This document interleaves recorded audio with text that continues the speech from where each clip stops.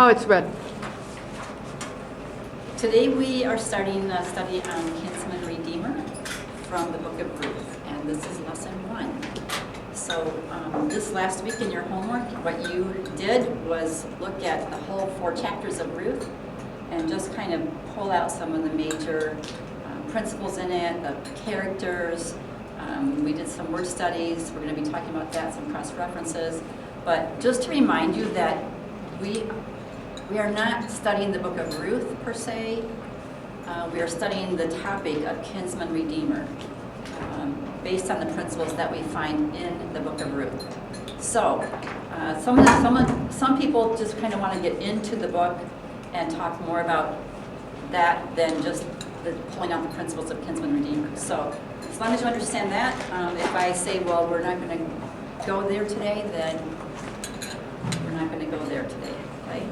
So, because we want to stay on track with Kinsman Redeemer. What do we understand about Kinsman Redeemer from this book of Ruth? So, in chapter 1, we're just going to take this chapter by chapter. You can follow along in your homework notes, and I'll try to help you to show you where in the notes you might find the answers to some of the questions I'm proposing. So, we're going to just go through chapter and say, well, who are the main characters here?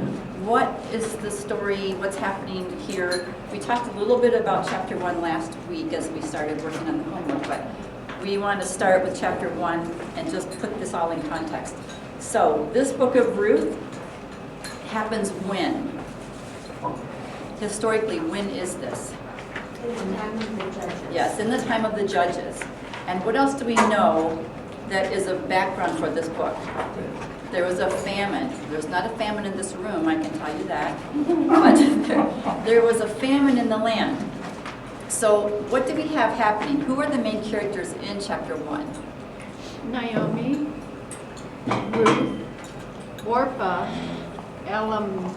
Elimelech, Mahlon, who is puny, yes, puny Mahlon. and Chilion, who's sickly. Okay, so we have the main characters are starting out with Naomi and her husband, Elimelech, right? They had how many sons? 2 sons, okay? And they left, where are they leaving? Bethlehem in Judah. Okay, so we talked about Bethlehem in Judah means that they are living in the land of Israel. They are from Israel, they are Israelites. So they are leaving because of the famine, and where did they go? Moab. To Moab. What do you know about Moab? Is it part of the land of Israel? No. No. Okay, no. So they have left the land of Israel because of the famine, and they are going to Moab. When they get to Moab, what happens? The 3 men died. Okay, all the men die. Naomi's husband dies, her 2 sons die. Before the 2 sons died, what did they do? They got married. Moabites. They married Moabite women. So now the men are gone, and what you have left is Naomi and her 2 daughters-in-law, who are Moabite women. What did we learn about the Moabites? What is significant about the fact that they are Moabite women? They had gods with a small g. Okay, so they, in Moab, they worshiped gods, plural, with a small g. Naomi would have worshipped who? God, the God of Israel, because that's who she is. So this is what the setting is. Now what is happening in the story in chapter 1? You have the men who are dead and the women, and what does Naomi decide to do? Go back to her homeland, because what has she heard? Famine is over. God is again providing food in her homeland, so she is going back. Her husband is no longer there to provide for her, so she is going to go back. So what does she say to the daughters-in-law? Go back to your family. Go back to your own family. I'm going back to mine, you go back to yours, because I have no more sons, I have no way to provide a husband for you. And this is where we want to talk about this law of the brother-in-law, or the Levirate law, that you looked up in Deuteronomy 25. What do we know about that law? What is Naomi talking about here? When she says, I cannot provide husbands for you, what is she talking about?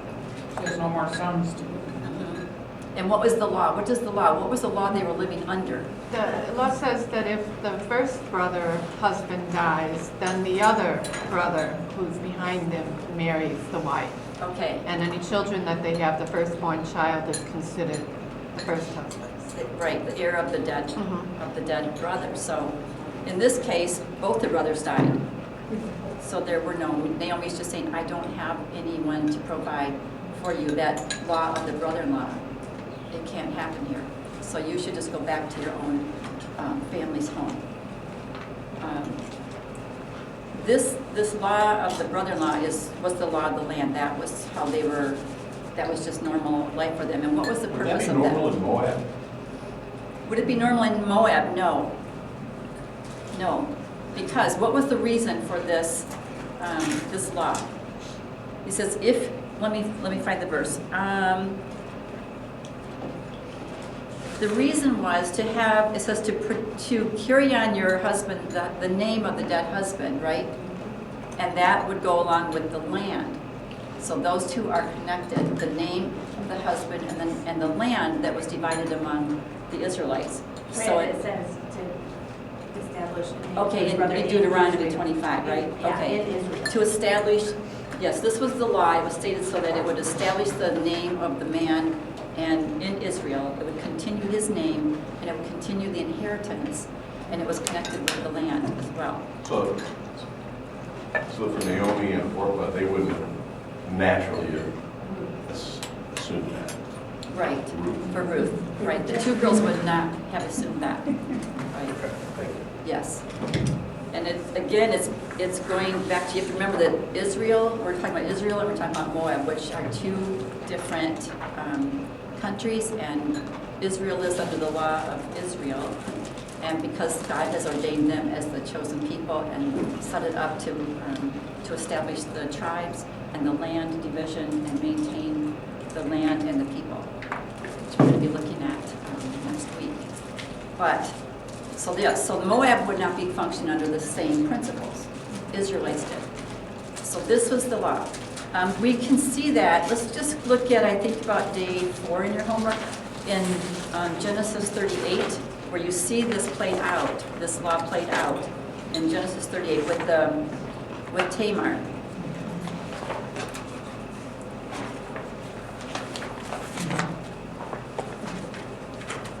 I think it's Day 5. day 5, thank Page you. 11.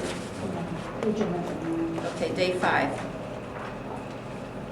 Page 11, we're just going to jump ahead to that. Just going to talk about this while we're in this whole law of the brother-in-law.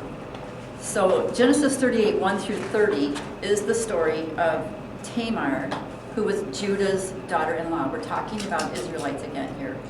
Okay? So what happened in this story? Tamar's husband died, and she should have been given in marriage to her dead husband's brother. Right. Tamar's husband died. She should have been given in marriage to her dead husband's brother, but what happened? He died too. Okay. Oh, no. He died as well. Well, the second brother died. And then the second brother died. And they died because they were not willing to bear a child with Tamar, right? So then they died, and then the next one died, and then there was the next one, the youngest one. And what does Judah say? When he grows He up, might die too. when he grows up, I'll give him to you. But he's really thinking he might die too, okay? So when he grows up, He doesn't. he doesn't fulfill that, and so Tamar, what does she do? She dresses. She tricks Judah into having relations with her, and she bears a son, Perez, right?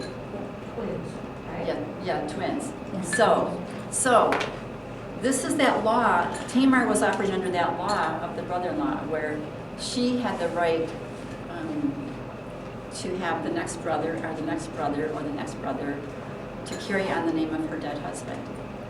And since that didn't happen, then she tricked Judah into this situation. And remember, she took his signet And staff. and his staff, yes, so that she could prove, when she had the baby, that it was his baby.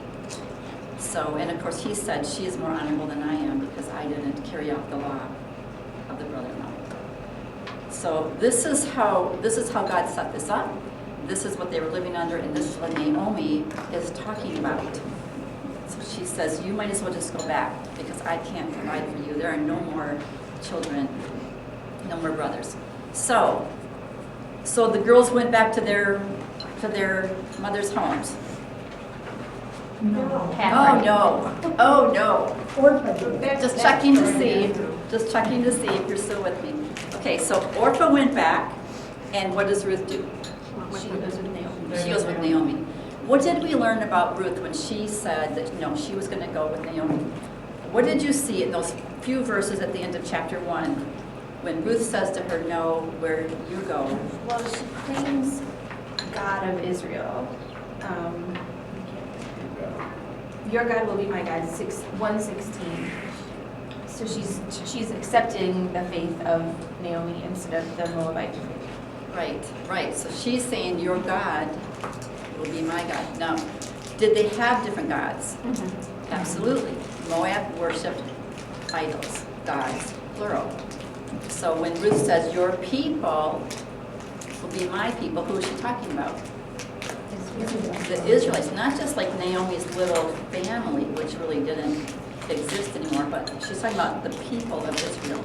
We're going back to Bethlehem, we're going back to Judah, and your people, the Israelites, will be my people. I'm leaving Moab, and I'm taking on your people and your God. So that's a huge statement that she says. And she's basically covenanting with Naomi. She says, until I die. So she's going to be with Naomi for forever. So they go back, and when they come back, the end of that chapter, it says that they came back, and how long had they been in Moab? 10 years, okay? And so when they come back, the city is kind of stirred because they're saying, is this Naomi? And who did she bring with her?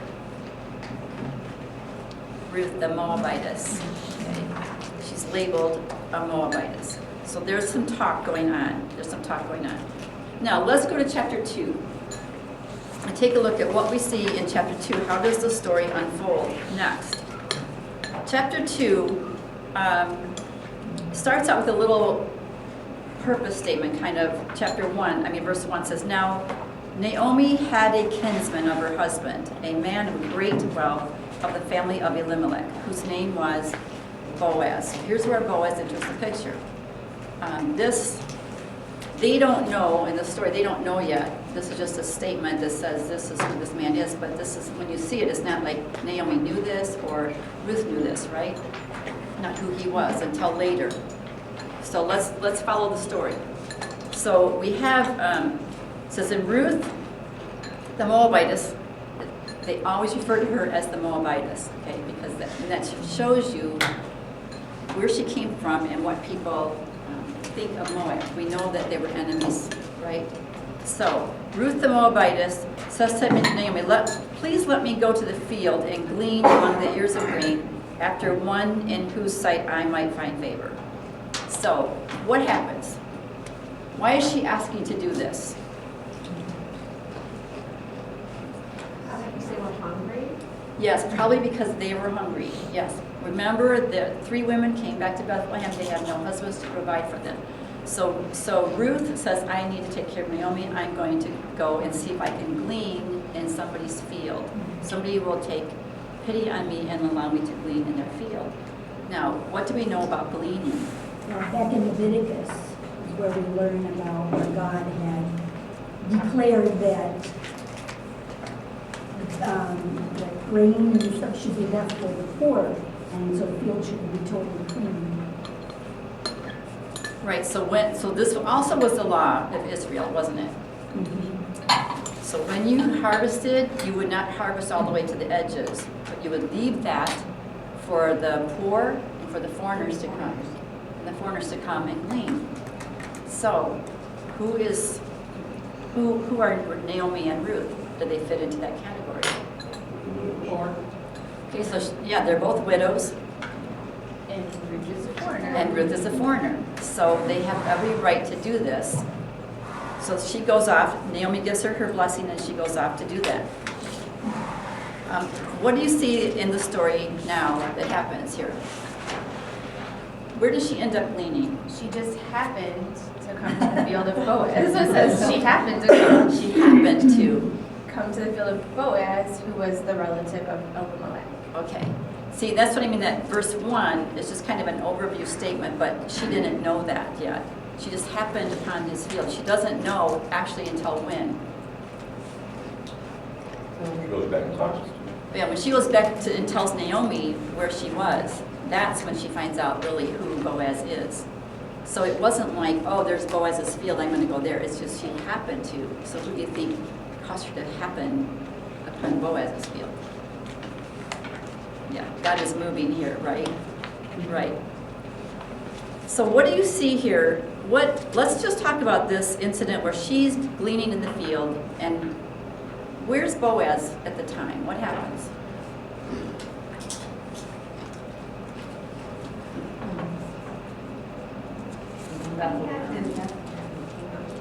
He came back. He's been in Bethlehem. He's been in town. Okay, and he comes back, and what does he say? Who is this? Who is this? He notices this woman gleaning, and he asks his people, who is she? So what do we learn about what he knows about her, and how does he treat her? We learned that she was Ruth's, or Naomi's daughter-in-law, Okay, And she was a woman. and she was a Moabite. right, But he had also heard how she treated Naomi, and that put her in higher regards than that. right, right. So see, Elimelech knows who Naomi is, doesn't he? Boaz. Elimelech would know who Naomi is. He was Boaz. Boaz. Yeah, I'm sorry. Boaz. Thank you. See, that's why you have to have a lot of people in the class. With all these characters. Boaz would know who Naomi was. Why? So it's his It's sister. part of his family. So he was part of the family, of Elimelech's family. Elimelech was known, Was it his brother? Were they it's just as a relative, right? Close relative. So, so he would have known. So how does he then treat Ruth, the Moabite? We want to get special privileges Yeah. because she's. Okay, so he's actually giving her special privileges. He's going above and beyond the basic law of just leaving it, on the edges for her to glean. What does he do? What does he do to give her special privileges? How does he do that? He allowed her to glean in some of the better fields, and he told them not to make fun of her. Oh, why would he tell them not to make fun of her? She was a foreigner. She was a Moabite. She was a foreigner. So that kind of gives you a sense too of how the people at that time were treating foreigners. 'Cause he says don't make fun of her. He says don't touch her. Leave her alone. He fed her. He fed her. So he is treating her as a member of the family, isn't he? So he's going above and beyond this law of gleaning. And he's protecting her. Protecting her from who? What happened to The other harvesters? Okay, yeah, the other harvesters, his servants. What do you know about Boaz from what we see here as far as his status? Wealthy. Okay, he's a wealthy man. He has people working for him. He has land. He has everything, and now he is paying special attention to Ruth and protecting her because this family relationship. And he knows, while she's not, she was the daughter-in-law of Naomi, so she's family. So he's like, we're going to take care of her. Okay, so what happens now when she goes back to Naomi at the end of the day, and what's that conversation about? Where did you work? Yeah, where did you work? And Naomi kind of cooks up a little plan, kind of plan for you. Okay, okay. And going back to one of the same questions was asked earlier, this probably would not have been the way that Ruth would have made herself available for a husband in her In own Moab. country. So for her to trust Naomi to be guiding her the right way, telling her to make herself available, how to show her something, show that she's available to Boaz, would not have been what she was used to, but she trusted Naomi enough to do it. Mhm. Right. I mean, I would look at that and say, yeah, no, I'm not gonna do that, but thanks anyway.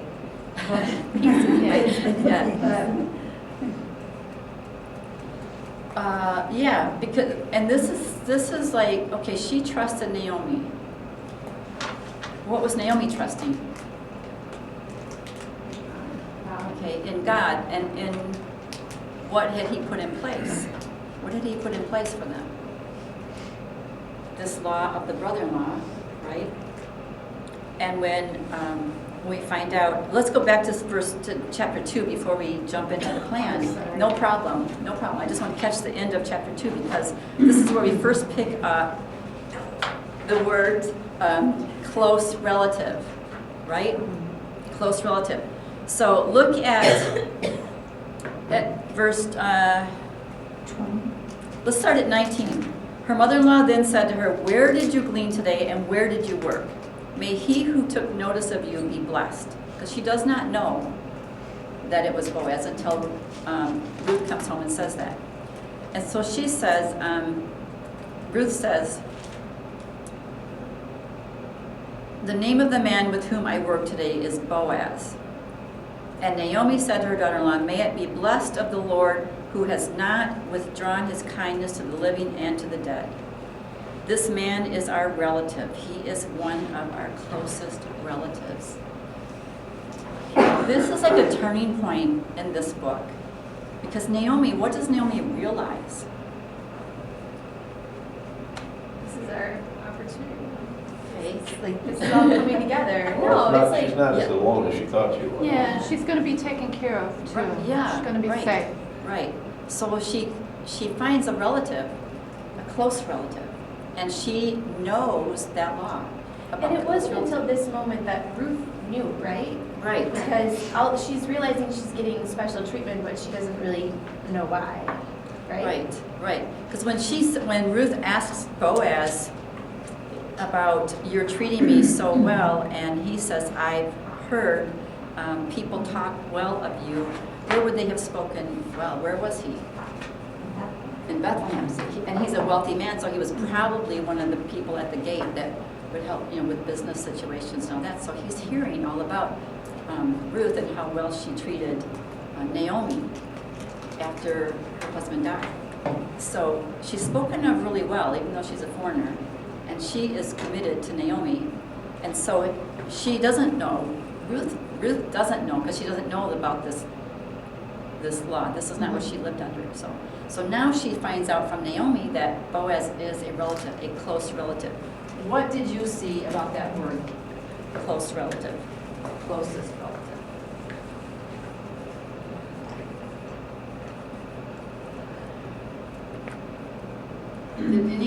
Was anybody able to look at the word itself?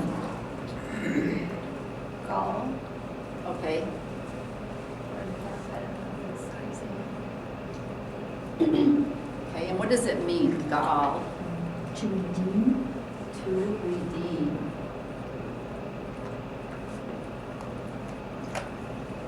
To redeem. Okay. Did you learn anything else about that? Well, I found to redeem is to regain possession of by payment. I didn't fit in with the close relative thing. I'm missing. What did you say? I said the word redeem meant to regain possession of by payment. Okay, by payment. To redeem, and the number here, we want to remember this number of this word. If you look at a concordance, you would see the number of the word for close relative here is 1350, and this is the word Gaal, and it means to redeem, to buy something back, So it requires payment, and it would be a person or land belonging to that person. Any possessions that they had. So the close relative would be this kinsman relative redeemer. Kinsman redeemer. So it has to be the closest relative has the right of redemption. So when Naomi hears that it's Boaz, and he's a relative of her husband, she's immediately thinking, he can help us. He has the right to redeem us. So this is the moment of hope for Naomi. When she came back totally empty, and she's got no way to sustain herself, and she has Ruth, and Ruth is going out to glean, which is the law of the land, and happens upon Boaz, who is a close relative. So this is where we first see this close relative in this situation, and the context is that he can redeem them. He can buy the land, he can buy them security. So this is the definition of close relative. Now we're going to see this played out through the rest of the story, right? So, yep. But Yep. why Ruth and not Naomi? Because she is, Kids. yeah, because she would be she has to provide the heir, the child that will become, the child that will become. So you have Naomi Her ship was sailed. and her son Mahlon. So Naomi's heir would have come through Mahlon, through Ruth, okay, or through the other son, but they're both gone. So then in this law, when okay, so this is Ruth. So in this redemption, then when Boaz marries Ruth and they have a child, then this child carries on the name of Mahlon and becomes the heir for Naomi. So that her heir is gone, but through Ruth, she gets an heir. Obed, right? Is that his name? So that becomes Naomi's redemption. There. Okay? Because of Boaz. Because Boaz is the close relative who can provide this. So the brothers are gone, but the close relative, the next closest relative, is still alive and can fulfill this law and carry on Mahlon's name and the property. So that's a little, hopefully that becomes clearer as we study this, but that's kind of the principle. Because then you see at the end of chapter 4, which we're not there yet, but Naomi is given credit for having an heir now, an heir, when the baby is born. Then Naomi, they all say to Naomi, there's your redeemer. So Naomi right back here is like, there's hope here. I couldn't provide sons, but here's a close relative. So did the field belong to Boaz or did the field belong to Elimelech? The field belonged, I think, to Elimelech. Which is why he bought the field from the hand of Naomi. Right. But he was using the field while Elimelech was gone. Well, I don't know if it's the same field. Oh, it might have been, It might have been, His you know, field. yeah, it could have been a different field that Elimelech owned and then they left. Oh, Okay, so this is all unclear as far as the land, and some texts say that because you don't know the land exactly, but even if Elimelech had sold it when he left to go to Moab, then he still has the right, they still have the right, Naomi would have the right to redeem that land. So, yeah. But he maybe didn't sell it because he was only going to be gone a short time. Right. He didn't intend to move. Right. So he maybe didn't sell it. So, but now she needs to sell it because she doesn't have any means to Right, support it. verse 4:3 says, Naomi, who's come back from the land of Moab, has to sell the piece of land which belonged to our brother Elimelech. Okay, good. Yeah. chapter 4, verse 3. I just thought it was the same line. Yeah. Okay, so let's put this whole thing together. So what happens then is Naomi's got great hope now. And so now, as Carol said, she comes up with this plan. What's this plan? Chapter 3. She's going to make herself available for marriage. Okay. Naomi, Something. That's what it said. yes, right, how do you, yes. Naomi says to Ruth, go put on your finest clothes, and here's what we're going to do. So when he lays down tonight, what are you supposed to do? Lay at his feet. Lay at his feet. Lay at his feet. All right? I wish we had another hour here. But, yes, but, And spread his covering. and spread his covering over her. So what was she doing by laying at his feet? And I love that when she lays at his feet, and it says, you know, don't do it until he's eaten, and he lays down. So once he's happy, you know, then he goes to sleep, and you lay down at his feet, and then he wakes up and he's like, what? Who's this woman? Who's this woman here? And she says, it's Ruth. Okay, it's Ruth. And she asks him in verse 9, he said, who are you? And she answered, I am Ruth, your maid. So spread your covering over your maid, for you are what? A close relative. So they're operating in this close relative being able to redeem situation. And does Boaz understand what she's saying? Yes. Absolutely. She's like saying, like, marry me, take care of me, give me children, and let me carry on the line of your family. Right, Said that. right. I didn't see him say that. He said all that. Yeah, Yeah, right. That's Yes. that. Carol version of the Bible. Yeah, right. The Carol translation. Now, when you looked at Ezekiel, a passage in Ezekiel, to kind of give you the idea of what was she saying when she said, spread your garment over me. So what was the story in Ezekiel? And it's kind of hard to understand those few verses out of context, but Ezekiel 16. 16, yes, the first 6 verses.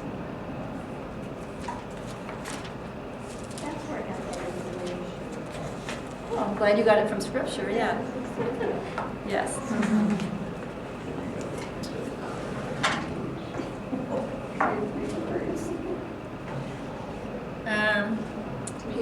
How many, can I ask a question? Yes. How many wives are they allowed to have at this time? Do we know if he has any other wives, or, you know, if they're, If Boaz had any wives, yeah. I don't think so, but because of the way he treats her and says, you know, about not going after younger men and this kind of thing. But look at in Ezekiel chapter 16, verse 8. Verse 8. He's talking about Jerusalem. Then I passed by you and saw you, and behold, you were of the time for love. So I spread my skirt over you, and covered your nakedness. I also swore to you and entered into a covenant with you, and you became mine. So it's that picture of God spreading his skirt over Israel and marrying her and taking them to be his own. And that's what she is saying, Ruth is saying to Boaz. Cover me, spread your covering, your protection over me, and marry me. Yes. And he understands that, so what does he do? He says that there's a closer relative. Can I go back to the question about if The there were other wives. wives? The law didn't specify the next unmarried Oh, right, brother. right. It was just the Yeah. next brother, so Right. it's possible to Yeah. have multiple wives. Right. And, And it would have been lawful. right. Yeah. And then that child would be the heir of the dead brother. Right. Right. But then I also want to go back to the trust that Ruth had in Naomi, because she wouldn't have known about that Ezekiel, because she probably didn't study the. She probably didn't study that. So she just had to do exactly what she Right. said, not even understanding why she was Right. doing it. Right. And I'm glad you brought it up again, because I want to get back to that principle, that Ruth is just trusting Naomi. And what is Naomi trusting? God, who set the law in motion. So Naomi is simply doing what God has set in motion for the protection of his people. So she is doing what God says, okay? In a time, in the judges, when every man did what was right in his own eyes. So you have Naomi who is sticking to the plan that God laid out there. Boaz is also sticking to that plan. This is how God operates. So, what do we do? What do we do? Do we stick to the plan? You know, do we trust God rather than, like Ruth could have said, this is crazy. This is crazy. I'm not doing that. I'm not even an Israelite. But she said to Naomi, your people will be my people, and your God will be my God. And she is fully trusting Naomi here. So, so what happens is, oh boy, chapter 4 is just so great. But so the plan works, and Boaz says, yes, I will do it. But what? There's a closer relative. Okay, so there is a closer relative. And because there is, that closer relative has what? Dibs. He's got dibs. Okay? He's got dibs. What's that in Chicago when you put your lawn chair out in the winter? Yeah. It's right. Yes. Yeah, dibs. Yeah. So the closest relative has the right of redemption. So while Boaz says, yes, I will do it, and while there seems to be a good relationship between the two of them that we've seen developing, he knows the law. And so he too is saying, I'm sticking to the plan. Okay? So, this might be irrelevant from back in those days, but was Boaz married already? That's what it doesn't say. It doesn't say. But I don't think so. And we can maybe look some other references, but I don't think so, just because there's no mention of it, and because he is talking about his age and her being, not going after younger men, and it was an honor to him. He's older, right? So it doesn't tell us if he has other wives, if he was ever married. Okay, so the plot thickens right here, and it's like, okay, it's a great love story, but there's somebody else. There is somebody else, and he has the right of redemption. So what do? Naomi says, don't worry, he'll take care of it tomorrow. Tomorrow, he goes, where does he go? Okay, he goes to the city gates, that's where all business is taken care of, and he gathers 10 men, and the closest relative happens to be walking by and says, oh, come on over here, I just want to talk to you. Okay, so what does he tell him? That Ruth is, or Naomi came back from the land of Moab, and she has to sell a piece of land which belonged to her. Okay, so that's what Krista was talking about in chapter 4, verse 3. There's this land, you are the closest relative, you have the right to buy that land. And he says, sure, I'll buy that. I'll buy that. And then what happens? Yeah. Oh, by the way, when you buy that land, you also inherit Ruth, the Moabitess. Right? And he says, I can't. Now go ahead, you do it. I can't do that. I guess. I can't do that. You do it. So he's gonna jeopard, and how would that, because he was concerned, he said, about his inheritance? Right, right. You know what? Well, and again, it's unclear in all of the readings that I've done, but some people say it's possible that he was thinking, what if I have this son and I don't have any other children? Then all of my land goes there. Yeah. Okay, goes there, and I lose all of my land. So, because this first son would not have been his, it would have been Mahlon's. Okay, so. I think she was just home. Oh, yeah.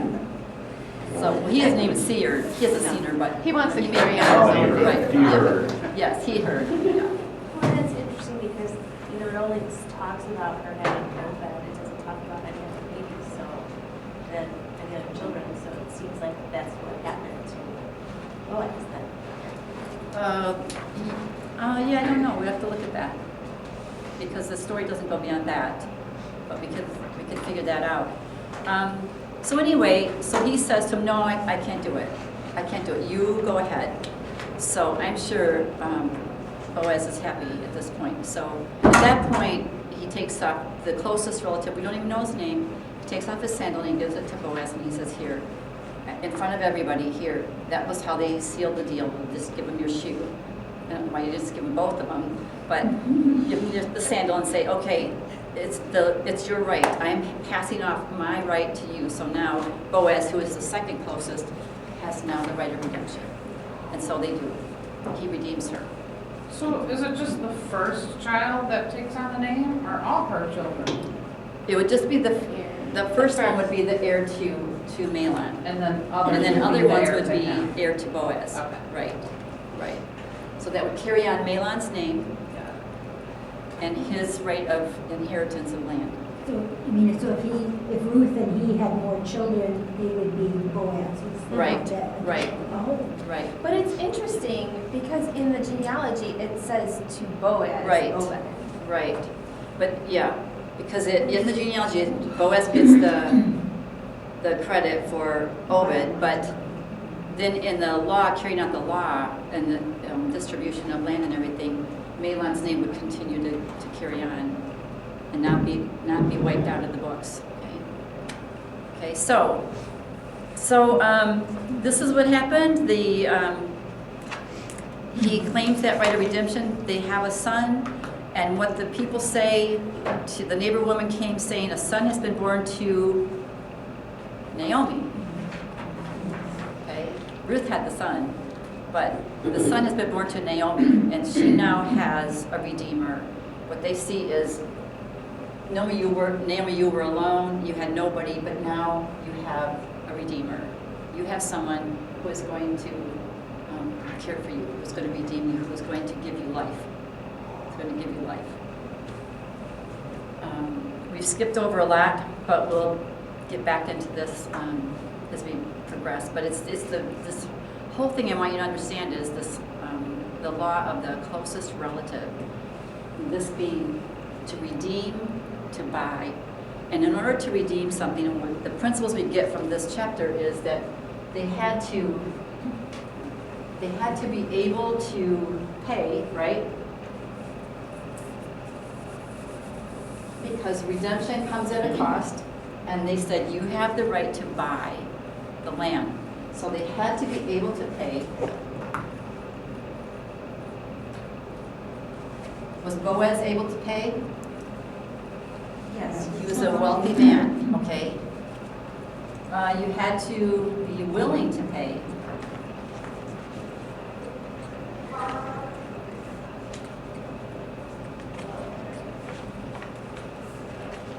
Was he willing to pay? Was the, Yeah, the closest relative was not. okay, the closest relative was not willing to pay. No, did he have the money to pay? The closest relative? Mhm. Yeah, because he was going Yes. to until he found out about the woman. Okay. Yeah, 'cause he- Okay. So, yes, he was going to. And then, well, actually, the first thing would be, I forgot, they'd have to be the closest relative. So that's number one. This is 2, this is 3. And they have to be willing to do it. So while he was the closest, he was able to pay, but he chose not to. He wasn't willing. Where Boaz then became the next closest, that right was passed on to him. He was able to pay and he was willing to pay, so he redeemed her. So those 3 principles are going to carry into our study too when we connect it with Jesus as our kinsman redeemer. Sorry we didn't get to talk about a lot of other things, but the basics here are the story of the kinsman redeemer and what the principles are and how that plays out. And that's what we're going to take forward with us when we start connecting the dots next week. Look at more about this kinsman redeemer. Well, and I noticed in here when we tie up, when Naomi went back home, she gave up her name Mara because she had such bad luck before for When what she Mara came stood to for. Bethlehem, she said she changed her name. She Yeah. to Mara. and she's been using Naomi. Yes, we don't know what happened with that name Mara, Yeah. because we know her as Naomi. But she was just saying, no, things have been so bad for me, don't call me Naomi. But we are. So, okay, so kinsman redeemer, great principle, and we're going to see how Jesus is our kinsman redeemer.